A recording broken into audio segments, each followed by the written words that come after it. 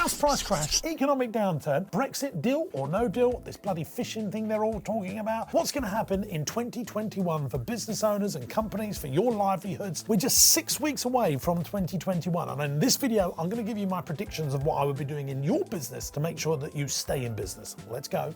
If you're new here and you love entrepreneurial stuff and you love growing your business and you like listening to a different point of view, make sure you subscribe to this YouTube channel and hit that notification bell so that we can let you know, by the gods of YouTube, when we're bringing out great new content to help grow your business, because that's what we're passionate about. Hey gang, as we're going through the video, I'd love to know your opinions on what I'm talking about here, so please just comment below what you think. Now look, everyone's messaging me on Instagram, on LinkedIn, and sending me even private messages. James, I'm thinking about moving house, I'm thinking about employing someone, or I'm thinking about, should I hold off moving house? Should I hold off investing in the business? Should I buy new vans for the business? Here's the thing, right guys, business is a marathon, it's definitely not a sprint. So if you've got the marathon mindset rather than the sprint mindset, then you're always going to stay in the game. If you don't quit, then you'll always win. And they're just my key methodologies that I run, that I use when I'm running my business. Now here's some good news. I was reading the Financial Times at the weekend, which I always do, which I know sounds quite boring, but there's some really good little nuggets in there. And I think the people that write the articles in the Financial Times give good, solid financial advice. And there's some really good things that I picked up. Number one, there is more quantitative easing and cash in the economy than ever before. What does that mean? Well, quantitative easing is where the Bank of England literally pumps cash into the economy. That cash is now filtering through to consumers. And what we're seeing is record numbers of second-hand and brand new cars being bought this year compared to the same time last year, because there's these bounce-back loans. Loads of people haven't been investing their bounce-back loans into their business, which I think is absolutely stupid. You should have been investing it into your business, building your business to be super resilient, because I think there's going to be a ton of opportunities in 2021.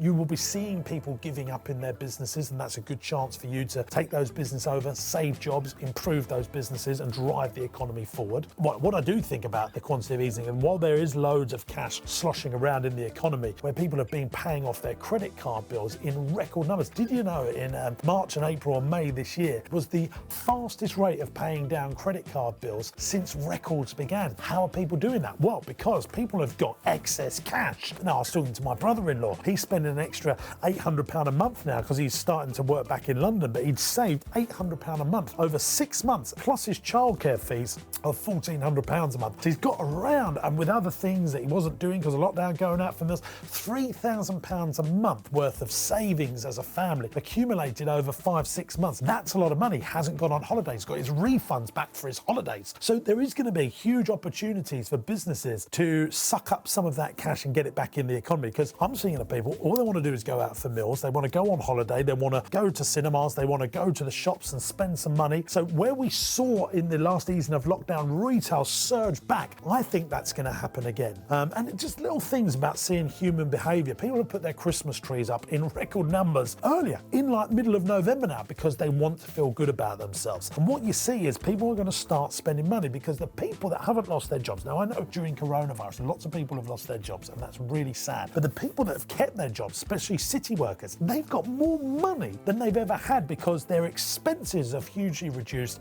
People aren't going to be paying down their mortgages. I think they're going to want to feel better about themselves and invest in their families, in good experiences and good fun. So I'm really excited about the sectors that I operate in, the experience-based businesses, because I think they're really going to have a real good resurgence next year.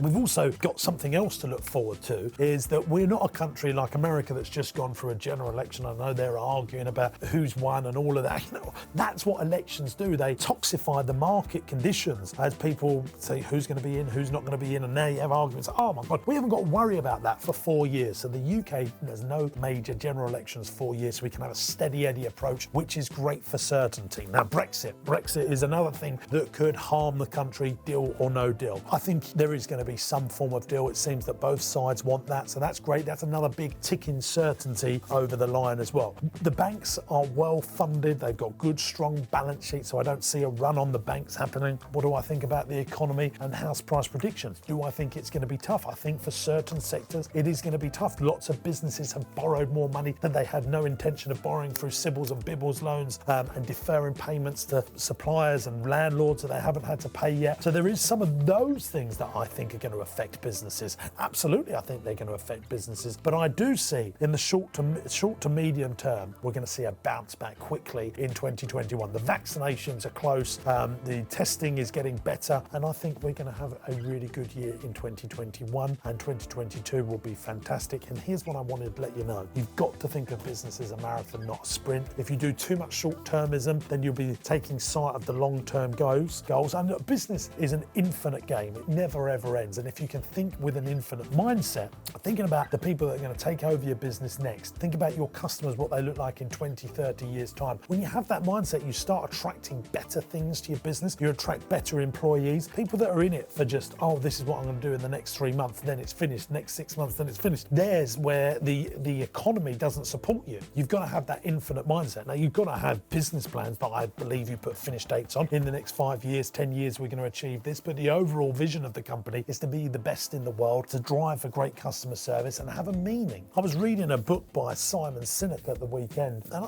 it's a really good little story here. He's talking about Apple, thinking about how they want to always be the best, how they want to educate people, how they want to change the world through great technology and great services. That was the vision of Steve Jobs. Microsoft's business plan at the time was, how can we beat Apple? And once we've beaten Apple, we're finished and we're the dominant leader. People can't get behind that. They want to get behind a bigger vision. And that, I think, is very, very similar to where we need to be thinking about how we come out of this pandemic and how we come out and take the advantages of 2021. If you're thinking about what prices are going to look over the next 3 to 6 months, if you're thinking about what the economy is going to look like over the next 3 to 6 months, you are going to be playing a finite game, and you need to be thinking of an infinite game. So you want to be thinking longer term. That's what entrepreneurs need to do. You know, if you see the obstacles in the way and you think the obstacles are going to stop, then you're going to lose. But if you can see those obstacles and think, yeah, here's how I jump over them and get to where I want to go, you're going to win. So don't think short term. Do I think house prices might, yeah, I think maybe 5-10%. But if you're keeping it for 10-20 years, if you're going to keep commercial property for 10-20 years, do you really care what's going to happen in the next 3 to 6 months? Yeah, I know no one wants to buy at the top of the market, but just aim to put in a 5-10% lower offer. And that's what I'm doing. I'm moving house right now. I'm moving to the biggest house that I've ever bought. My house is up for sale.